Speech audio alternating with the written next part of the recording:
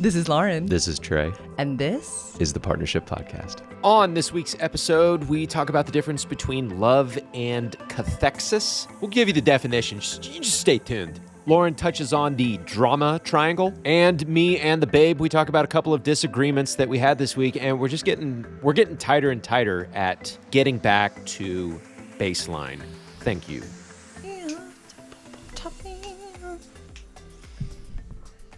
I'm like, it's time to cross. Yeah, I noticed it on the last one. I think it's because you made yourself smaller.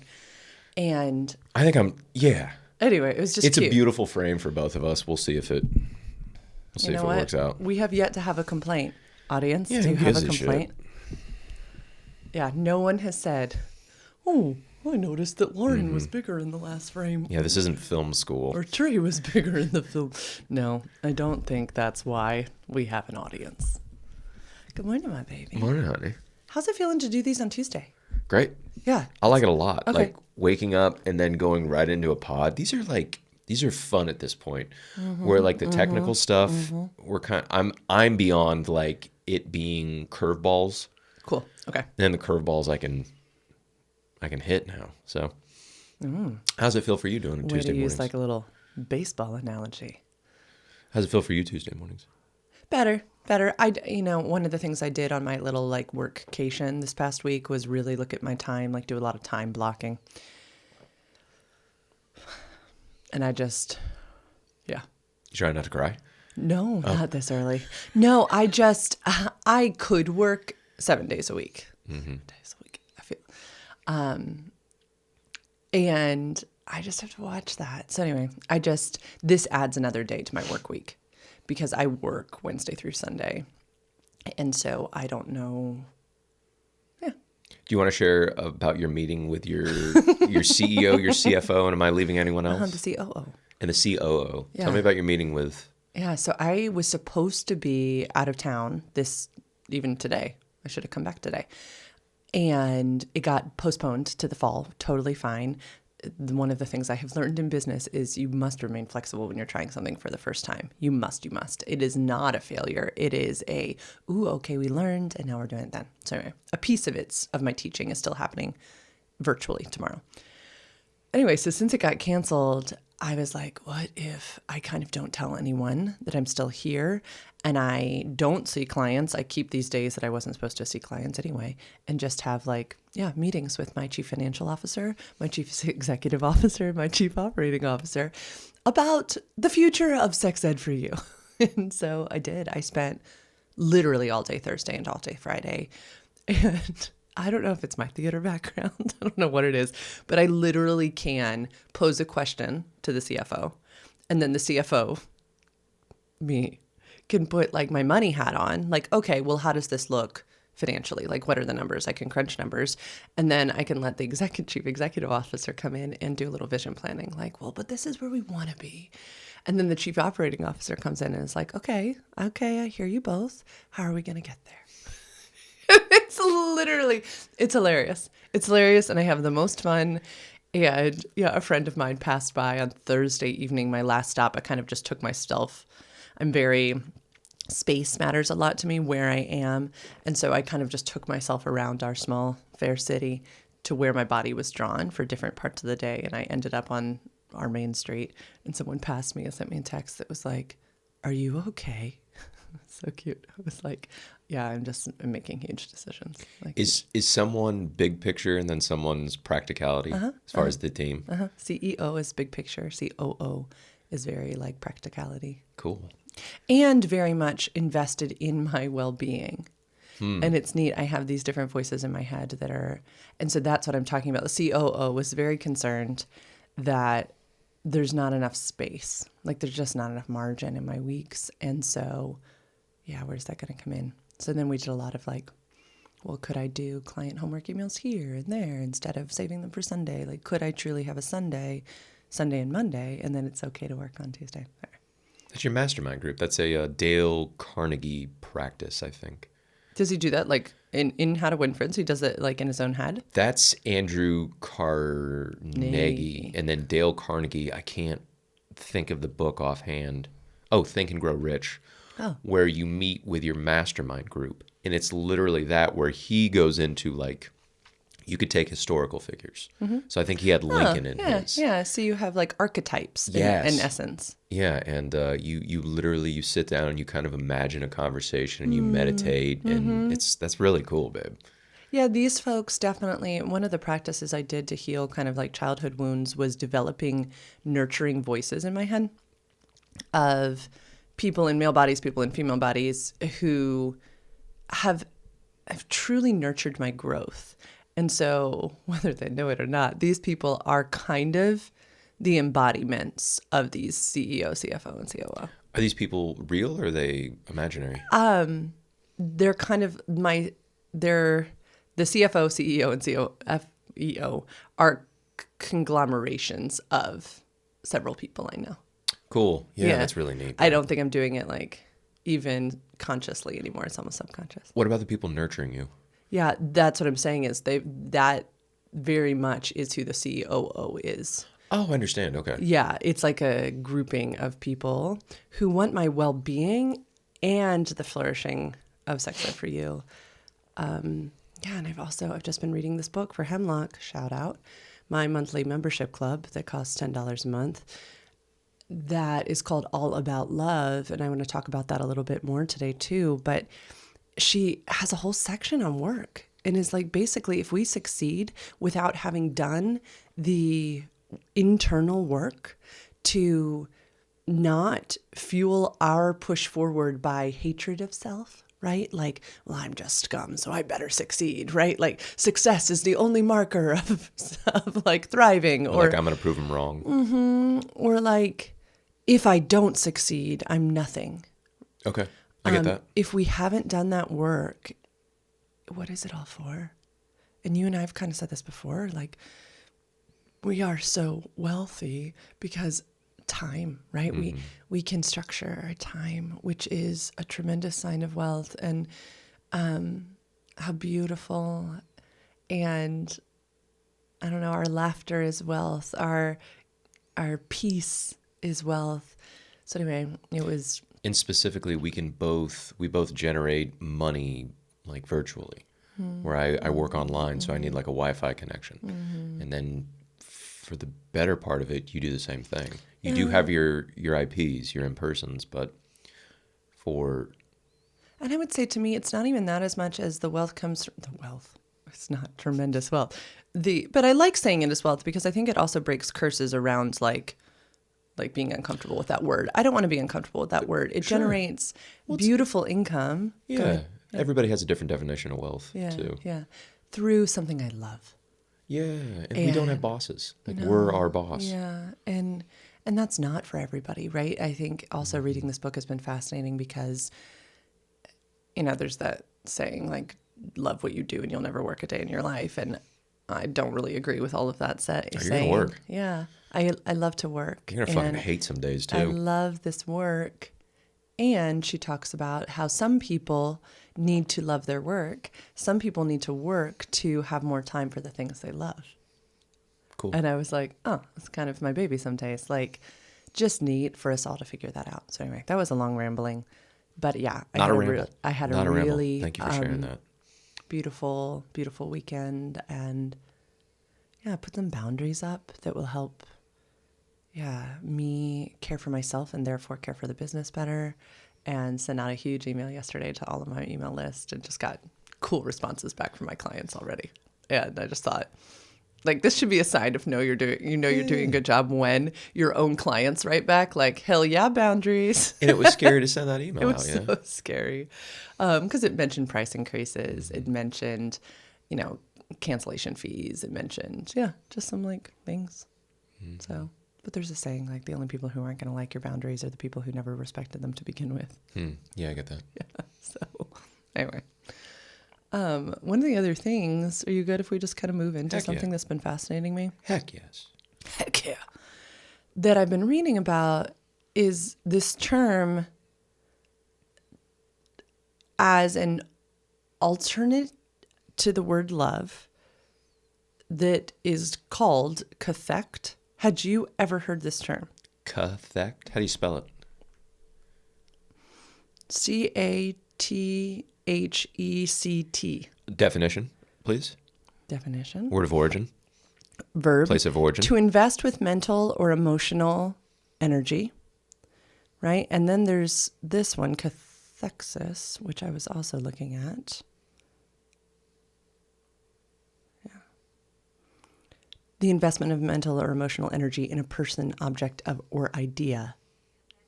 CATHEXIS. Cathexis. Yes. We have cathexis for our cat. Yes. Correct sentence? Correct sentence. Yay. Yeah. Had you ever heard of this term? Mm-mm. And the reason it came up is that this author, Bell Hooks, was saying that many of us say, and you and I had literally said this last week because we were talking about families of origin and things like this. We will say, yeah, all this happened, but he loved me very much. She loved me very much regarding parents. Specifically, we were talking about our parents. We were talking about our parents. Yeah. No joke. We had just said this. Yeah. Okay? This author argues that we conflate that simple word love with abusive love, very often, abusive action, right? Okay. Whether it's verbal, emotional, physical, mental, financial, okay? We use that word love so flippantly that as we grow, we have no proper definition or understanding of the word love. And so therefore, we go out into this world, all of these humans, without an understanding that no, what we were often provided in our homes actually wasn't a good example of love. It was a good example of cathexis, beautiful example of emotional investment, of care. She says that. So if somebody can't wrap their mind around cathect or cathexis, like I can't still, care was the other word she used, right? Like our parents cared about us. Mm-hmm. But there were many times where they did not exemplify love. In my experience, so much of the, quote, love that I was given was based upon fundamental religion. And so it was odd. I'm also reading this book called Leaving the Fold that's blowing my mind. And it was like, you know, the real thing that was important was my long-lasting relationship with Jesus. So if they would like spank me with a belt and say, this hurts me more than it hurts you, these types of phrases, which my little brain conflated with love, right? So then Lauren goes on to marry a gay man who does not care for her. And he would say things, I kid you not, in the middle of a parasomnia that would be like, if it feels that way for you, imagine how it feels for me. And what did my brain do? Connected it with what I thought was love. And this has just been blowing my mind. Okay. Fuck. Is there... I'll say the same thing where my mom did a lot of fucked up shit. Mm-hmm. But I button that with, but she loved me. So often, honey, you say that, I think, like weekly. So it's almost like a default. Where, yeah, she did a lot of things that cared and loved for me, but then she did a lot of things that you shouldn't do to a child. I never got hit, but I got threatened to be hit, and then I got verbally abused. So much verbal abuse. So that was a thing, and then my whole thing was to avoid getting punished, which, you know, turned me into kind of a deceitful little fucker where Honey, this book literally goes on to say that in the next chapter. Okay. Is that's what that leads to. Because I avoided, I would grab my report card, or I would do all these things to avoid the punishment. Not to not do the thing in the first place, but to avoid the punishment of being just yelled at. Right.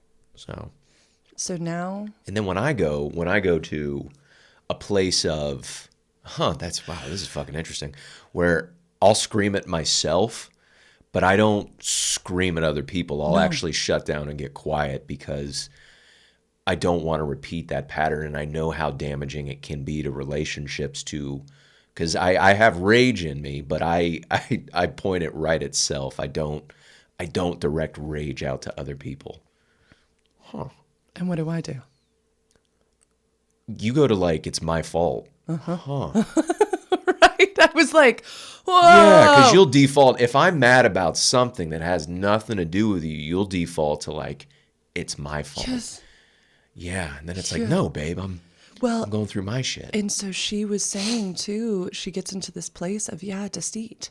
And I was like, what are you talking about? But any type of manipulation of our emotions, stuffing of our emotions, ignoring of our emotions, the casting aside of our emotions was usually done to keep sadly, parents so often in so many homes from an outburst or from a punishment or from abusive behavior. Like, I am sorry to use that word repeatedly, but both you and I mean, I will speak only of our stories. It was abusive behavior. Did they do the best they could do? Did they not have other tools? Yes. I am not, please don't hear me. I am not like, I don't know. Whatever. It is. We're not pulling out the victim card. That's what it is. It's just what it is. And it's actually what she's saying, more helpful to differentiate between exactly what was going on, because in order to love more fully as grown adults, it's far better to realize where we are still practicing deceit, which ironically is exactly what you're working on right now. Not deceit, but no. Of letting anger, things resentment, move up rage, through you and looking at them. I feel like I get to watch you kind of like taking these things out and looking at them with like a magnifying glass. Yeah. Like, where's this coming from? It's been really interesting the last like week or two, because I've been pissing people off. Like my best friends. I've been just like, I've been saying things that, and then even like guys at the golf course, I go like, why did I say that? Really? Like these little jabs. Yeah. I wonder if it's kind of coming free, right? Like if we were going to shake something loose, I don't know, a good analogy, like kind of like let out the retaining wall, like things are going to fall. It reminds me of, I've never smoked cigarettes, but they say people that have smoked for 10, 20 years, and then say if they have a little extra body fat and they're losing a bunch of weight, they'll, as their body fat is passing through their body, however it does, they'll get sensations of the taste of cigarettes, the taste of nicotine, things like that, where it's rising or it's leaving or something like that. So yeah, that's what I like to think of when these things are coming up, like these arguments that I'm having with people, that it's one-sided. I had an issue with one of my best friends in the world. Where it wasn't an issue. It was an issue for me in my mind, because I went to, interestingly enough, the place of martyrdom and victimhood, which I rarely go to, where it's like, oh, I'm being generous, but now I'm not receiving generosity. And now I'm starting to tally. And now I'm having these like, oh, you did this. And it's like, it's all one-sided. So I've had to really shut that shit down in my mind. And then a good technique is, I've been using, no, it's solved. Yeah. With the information that you have up to this point, it's solved. Right. I had an issue with another buddy where there was a misunderstanding through text. And so it's like, okay, you owned it. You said, hey, sorry about the miscommunication. My bad. And then he hasn't texted back yet. But up until this point, I'm just having to say, oh, it's solved. When I want to go back and set up my chess pieces or something. Yeah. Like, this is how I'm going to get him, or this is how I'm going to win. Interesting. And it's like, no. It's solved with the information that you have right now. And then just wait for the ball to be returned over the net, and then we can continue. But I just don't want to be right. I don't want to be right. I just want to come back to a homeostasis. And I don't want to add more flames to the fire, or I don't know, kindling to the fire, whatever fucking analogy. Yeah, what is that? Smoke, air, wind. Anyway. Yeah, so that's reminding me of this thing that we've never talked about on here, but I work with a bunch of clients on, this thing called the drama triangle. And this researcher studied, how we all react in conflict, always shockingly goes back to childhood again, right? Your mother would make you the victim, whether you wanted to or not, right? She would make it. So I'm not sure about that. Okay. I don't know. So there's 3 roles in this drama triangle: the rescuer, the judge, and the victim. And we will often, in our own mind, play all 3. Yeah, I get that. Yeah, and I feel like that's what you were doing, right? But that's fascinating that I love what you were saying of like kind of behind the scenes. You're like, your tendency is to want to set up those chess pieces. That's really fascinating. Like, what will my next move be? When there might not be another move. It might be already done. Yeah, or it's done for now. Yeah. So you can move on thinking about other things. Dumbass. Yeah. So neat. I love I told you this last night, this concept of your affirmation or your mantra for this season of growth being, it is solved. Mm-hmm. And with the information that I currently have, it's solved. I can move on. My clients and I talk about this all the time because once we've labeled and identified, once we've found an origin of something, we identified, okay, this is why I do what I do. What is the next step? A lot of us can be like, what is the next step? And the next step, according to this book and so many of the other authors I read, is affirmations and mantras. And this author's like, I resisted it for years. I was like, that's so stupid. I get it. I'm not making mantras. Have you ever felt that way? Oh, yeah. They're corny as shit sometimes. Yeah. Yeah. But to replace the voice, we got to have something else. We do. And I wish that all of us could have like loving parents, just like in our house, like, good morning, right? Like, you are going to have a great day. But yeah, sometimes we need to give that to ourselves. And so yours seems like such a loving parental statement of, it's solved. There's nothing more to do. There's nothing more to do. You got this. Move on. Move on. And such a mature statement. Such a mature statement. So mature. Mm-hmm. Can we talk about... Yes. Speaking of... Yeah, we can talk about things on this. Yes. With our microphones. The two instances recently. Sure. Where, I was on the receiving end of these Sure, yeah. judgments. Go ahead.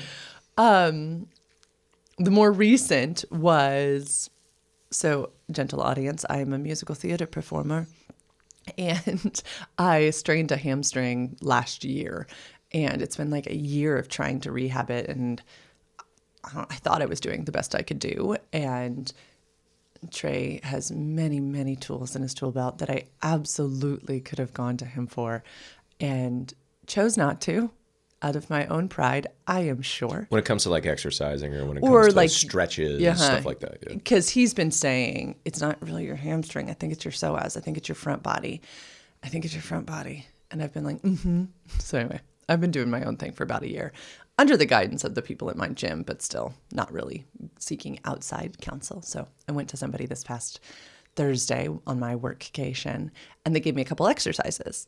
And being the Enneagram 3 that I am, I've been doing my exercises regularly, and I was doing them the other night, and all of a sudden, I don't know what happened. I was kind of like bragging on my exercises, and then the next thing I know, you're saying, are you doing the recommended amount? Something popped, and you were, what was going on in your head? All I felt was like, all of a sudden critique of these exercises that I was doing. But what was going on in your body? Well, that was accurate. Okay. Yeah. I was critiquing and judging where in my mind, as soon as I heard that click, which was your pelvis kind of popping back into place, in my mind it went to, she's overdoing it. She's like stretching too much. Now she's like bothering her thing or her body part. And then it went to like critical, like parent of like, are you doing this wrong? How many sets have you done? Things like this. So yeah, it was just, you got some criticism from me. Yeah. Without me asking questions, without me going, hey, was that a good pop? Do you feel relief? Do you feel better? How's it going? I could have been a supportive partner instead of like me. So. Yeah, then I owned it. You did. You owned it so quickly. And what was so funny, though, is sometimes these conversations of ours are almost like out-of-body experiences because I can feel myself, and I think I shared this with you, like immediately go to bad child, right? Like disobedient daughter. And all of these emotions start welling up in me, and y'all, the growth process is insane because it's like my body wants to go there. Those are the familiar responses. So like instead I'm like, it's like trying to hold back a wall. I was like, this is what this is doing in my body. And when you tell me that, like in my mind, it goes, ooh, not good. Yeah. You need to change course, Trey. Yeah. Because I don't want you to go back to childhood. And then I don't want to deflect off of that or belittle that feeling. I don't understand it necessarily, but I do understand it. And I think it is so critical. I saw literally like a Instagram reel about this. It is so critical in those moments, yes, that you do not receive that as criticism of what you did. When one partner kind of like expresses, this is my hurt, it is not pointing a finger. It is not. It is simply saying, these are wounds from my past that are coming up right now. And then we have an opportunity, right? If you had really, and I think I said to you, could you share with me what a change in behavior would provide instead? Is there something that I could provide for you? Are you fearful? You asked me like, what are you thinking? Yeah. Because I wasn't sharing what I was thinking. I was sharing, you shouldn't be doing that to an extent. You asked me like, hey, what are you thinking? And then I got to share with you my concerns that you're hurting yourself, which goes back to I'm your protector provider. And then it probably touches on my ego too. It's like, okay, now that you've seeked an expert, and now you have your cool floor movements, which, mine are better, by the way. So literally what you said. You didn't say anything about... I looked at the sheet. I go, I have better shit than this. Literally I know exactly what like you're trying to do. I have better stuff than this. And so it touched on all those things, but it's what it is. So you asked, you seeked clarification. Sucked. Excuse me? Sought. That's what I said. And we got to solve it in 45 seconds to a minute. Yeah. Where then we got back to homeostasis, where I'd pinged something in you, and then you shared like, hey, you pinged something in me. Then I go, oh, I don't want to ping something in you. Then we got to share what was going on in each other's mind grapes. Yeah. And then I own my behavior. Yeah, you did. I own my words, which were critical. Yeah. They weren't constructive. Yeah. Is it hard? Is it hard to own those words? Is that like a Yeah. No. Yeah. No. Yeah. I don't think my ego is my friend. And I think what's interesting is it wasn't intentional. You were not trying to harm me. No, I was trying to do the opposite, which I bet a lot of people run into. That's kind of why I wanted to bring it up, because I don't think many of us are like out there trying to be critical jerks.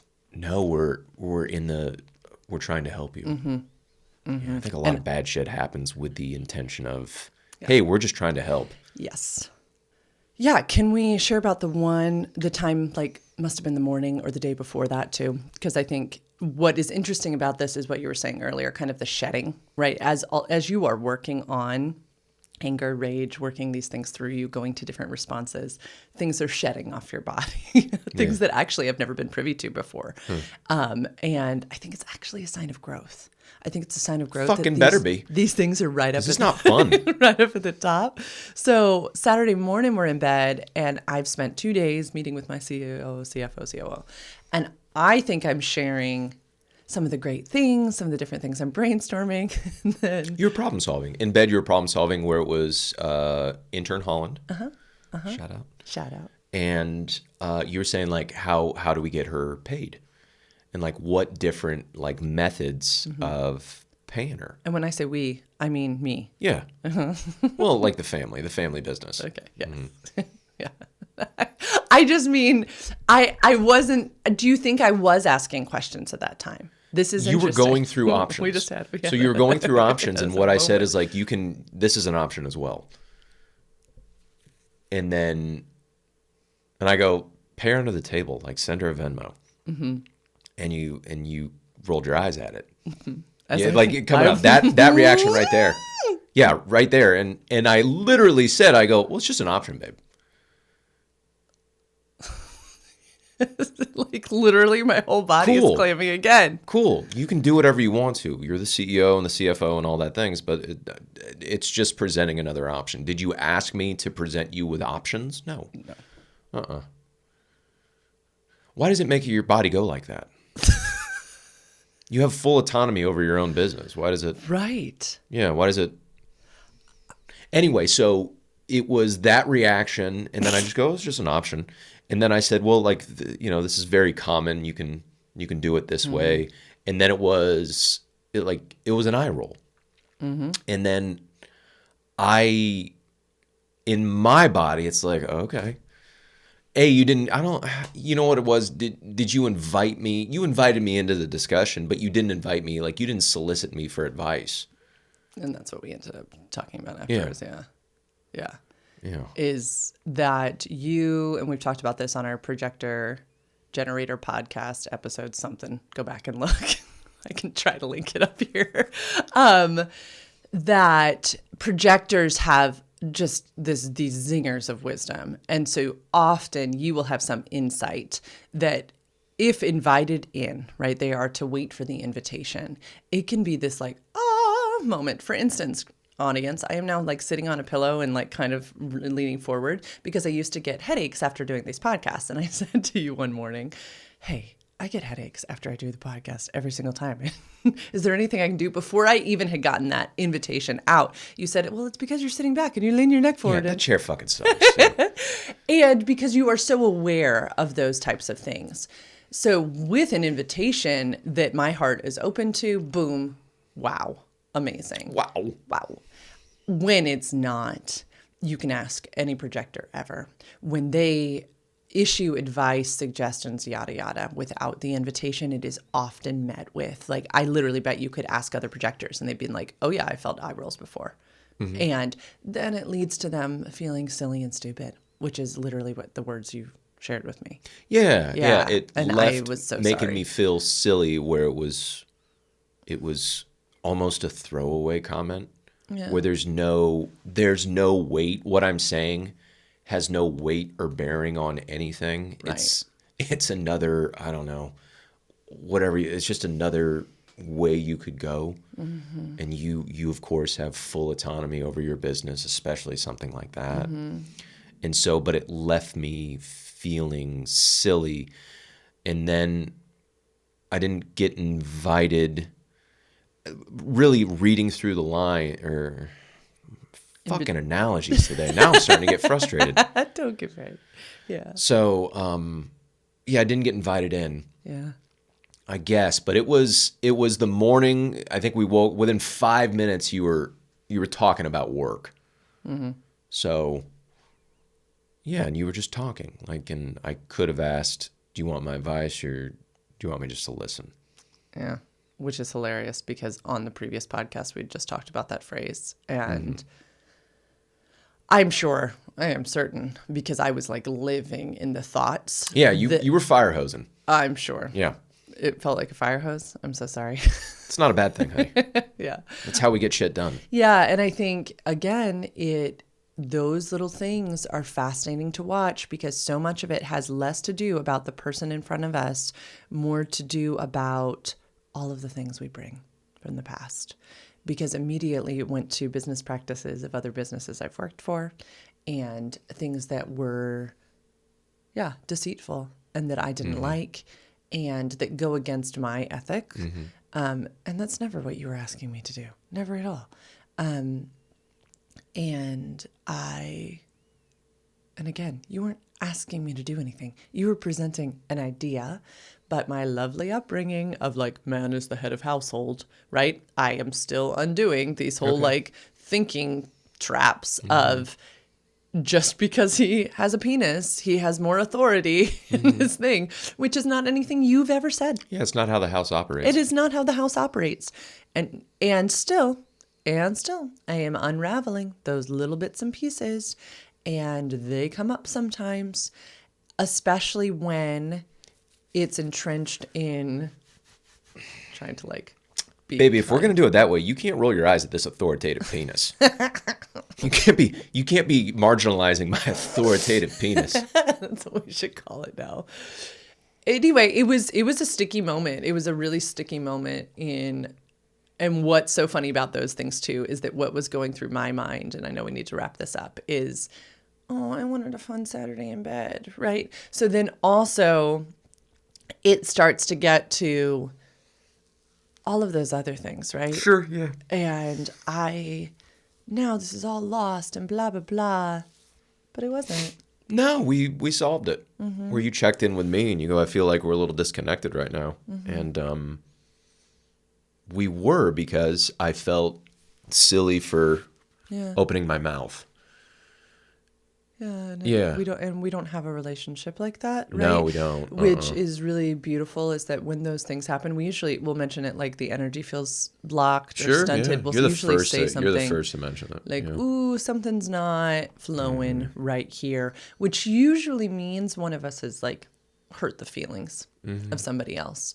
And it's like, I always say, Alison Armstrong says, it's like right here, like, like it's like, we are vulnerable to each other. It's this place of like exposed most of the time. So when one of us gets our feelings hurt, it's almost as if the energy is like, shoo. Yeah. So it is neat to touch into that. And I shared with you, I don't ever want you to feel silly. That breaks my heart, that I would make my partner feel small with a mannerism of mine. That's mean. That is mean-spiritedness. Better for me to say, hey, my bad. I made it seem like I was like asking for suggestions right now. I know my heart's in a vulnerable place. We probably should change the subject. I'm still in brainstorming. I need to make this decision as a healing move for myself. Yeah, I could have communicated better instead of making you feel small. And I'm still very sorry about that. I hope you enjoyed listening to our big time problems. So all of this has got me thinking, to wrap this up, about this cathexis and CATHECT terms. And I will be diving in more deeply because... CATHEXIS? Yeah. Sounds like one of those drugs that they advertise on TV. Sky Rizzy, our favorite. Yeah, ask about cathexis next time you see your doctor. Are you being loved inadequately? It could be cathexis. Cathexis. Love you, honey. Love you, baby. Bye, babe. Just a reminder that this podcast is our opinions and our opinions only. We like to view this as a how we podcast, not a how-to podcast. It would mean the world to me, maybe him, if you liked and subscribed.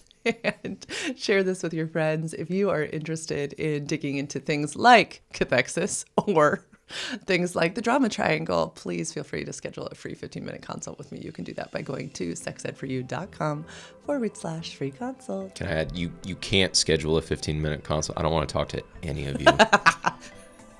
It's still funny when you see people on the streets and they're like, I said on the podcast, and you're like, your whole body is like, what? That hasn't happened yet. Yeah. Not with the podcast. Not where somebody's seen you. I'm editing all of this out. I meant to talk about I'm editing all of this out. I Goodbye. got to meet a listener from the Tennessees. You want to talk about it? No. Bye.